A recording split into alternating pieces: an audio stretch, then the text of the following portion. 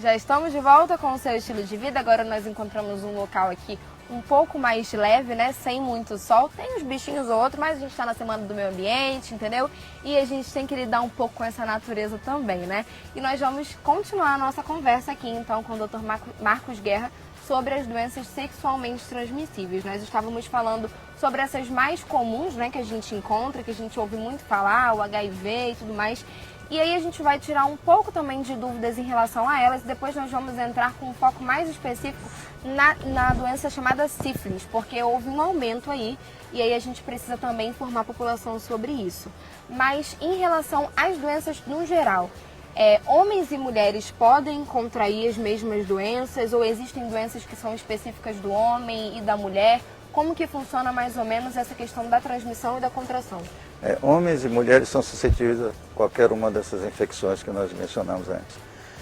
Uns têm uma sintomatologia mais exuberante, no caso, às vezes o homem, a uretrite gonocócica é mais exuberante no homem do que na mulher, então mais fácil de ser reconhecida.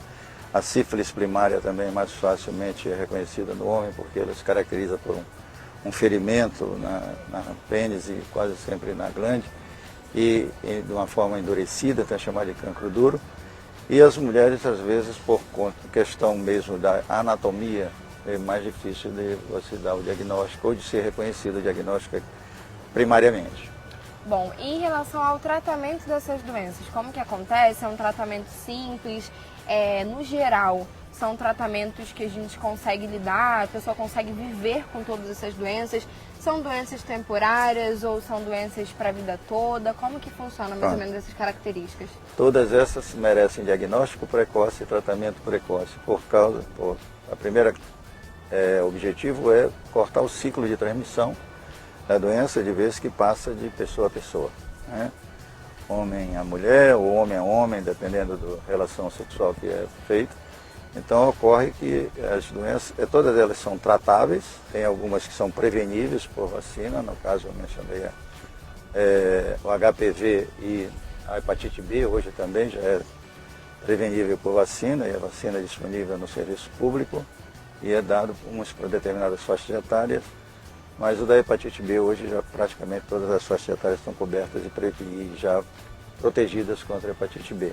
E outras não, tratamento, né? Tratamento à base sempre de antibióticos ou de antimicóticos, dependendo do agente que está causando aquela infecção. E a hepatite, a gente não reconhece assim de cara como uma doença sexualmente transmissível, né?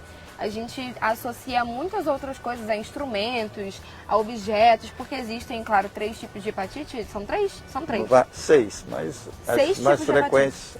Os mais comuns é a B e C, né?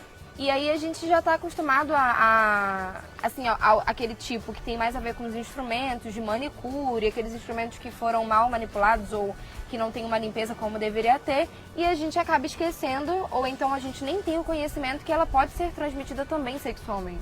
Sim, a hepatite B é uma doença comprovadamente doença sexualmente transmissível.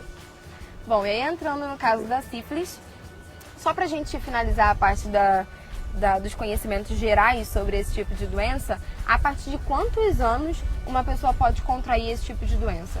Não, sífilis ele pode adquirir intraútero, porque a mãe gestante infectada com sífilis dá origem à sífilis congênita. Tem uma tríade famosa, né, que é reconhecível como recém-nascidas com sífilis.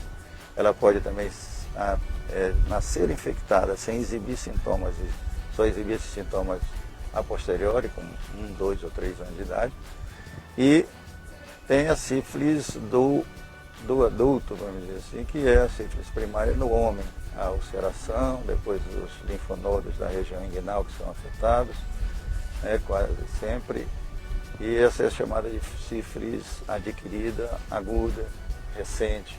Mas pode ter uma sífilis latente, alguns deles tornam-se assintomáticos, mas apenas o exame ou a triagem sorológica que detecta que ele tem uma infecção, que está latente e não está ainda em outros órgãos, e tem a sífilis secundária e sífilis terciária. A sífilis terciária é uma doença mais grave porque afeta o sistema nervoso. Então tem uma sífilis que pode acometer esses pacientes de uma forma mais grave. Bom, e essa forma mais grave ou qualquer outra das formas, pode levar à morte, por exemplo? Sim, pode levar à morte, pode levar ao óbito do paciente. Também a sífilis, a infecção intraútero pode levar a abortos ou a morte precoce do recém-nascido. Bom, e aí como a gente está entrando nesse assunto agora, né, vamos começar pelo começo. A gente já sabe mais ou menos o que é a sífilis, a gente já sabe também que pode acometer tanto ao homem quanto à mulher, mas existem características diferentes, né? Tanto que no homem a gente consegue entender ou consegue diagnosticar de uma forma mais simples do que na mulher. Qual é a diferença de característica entre um e outro? Então, quase sempre é a porta de entrada que não é muito percebida pela mulher e ela não faz, às vezes, o exame e não vai a queixa. O homem percebe porque fica numa parte externa e o incomoda, então, de modo que ele vai mais frequentemente ao tratamento.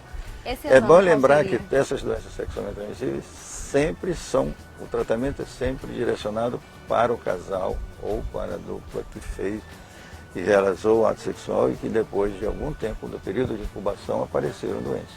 Se aparece o homem doente, ele tem que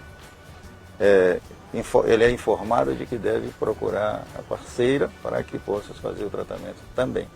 E, na realidade, em relação a essas doenças sexualmente transmissíveis, esses tratamentos precisam ser feitos em parceria, né? Sim. A gente sempre ouve isso mesmo, esse tipo de orientação. Por mais que você tenha o problema ou que a sua parceira tenha descoberto algum tipo de problema, vocês precisam estar os dois tomando a medicação e fazendo o tratamento justamente porque pode ser que um tenha contaminado o outro e não saiba, ou até que aconteça isso, né? E justamente por isso, os dois precisam estar caminhando juntos nesse processo. Principalmente essas doenças que são bacterianas, no caso das uretrites, gonocócicas ou não gonocócicas, no caso da sífilis, sempre se procura o tratamento dos dois e um tratamento radical, para que eles não disseminem, às vezes, a doença em outros setores. Bom, se você quiser saber mais um pouco sobre isso, você vai continuar aí sentado onde você está ou em pé também, do jeito que você estiver. Você não vai trocar esse canal porque eu vou para um breve intervalo, mas daqui a pouco eu estou de volta e ainda estou recebendo as suas participações. E o Moisés Silva, ele mandou uma pergunta para a gente em relação ao HPV. Ele quer saber o que é mais importante para os telespectadores saberem sobre o HPV e é justamente sobre isso que nós vamos conversar assim que a gente voltar. Se eu fosse você, eu ficava aí esperando por essa resposta. A gente volta já já.